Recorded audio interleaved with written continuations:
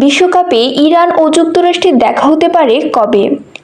বিএসএফের ২১ ঘন্টার চেষ্টা ব্যর্থ করে দিয়ে প্রশংসায় ভাসছে বিজেপি। মাঠের খেলায় বরাবরই উত্তাপ ছড়িয়েছে ভূ রাজনীতি।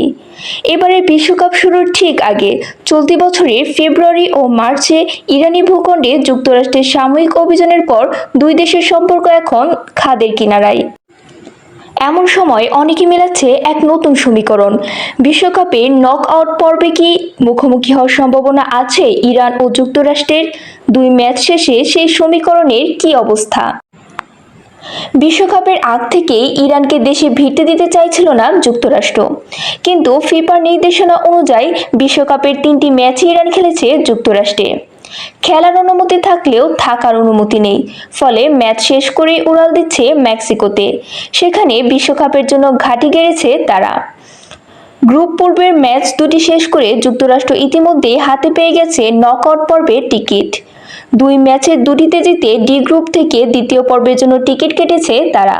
শুধু তাই নয়, হেড টু হেডে এগিয়ে থাকায় ডি গ্রুপের শীর্ষ থেকে গ্রুপ পর্ব শেষ করবে তারা।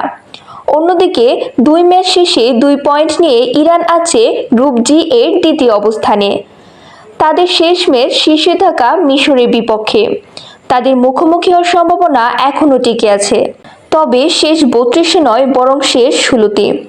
গ্রুপ ডি থেকে যুক্তরাষ্ট্র প্রথম হওয়ার শেষ 32-এর মুখোমুখি হওয়ার সম্ভাবনা শেষ হয়ে গেছে, যে কারণে মুখোমুখি হতে হলে দুই দলকেই গ্রুপ পর্ব পার করতে হবে শীর্ষে থেকে।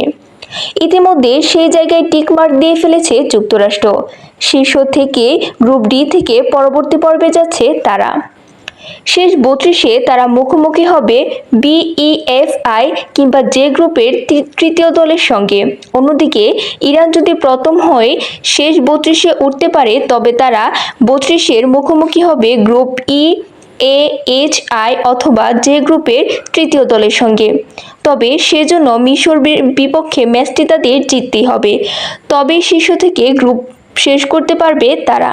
দুই দলে যদি নিজেদের শেষ 32-এর ম্যাচ জিততে পারে, তবে শেষ 16-তে দেখা হবে দুই দল। 7 জুলাই সকাল 6টায় সিয়াটলে দেখা যাবে ইরান আর যুক্তরাষ্ট্রের লড়াই।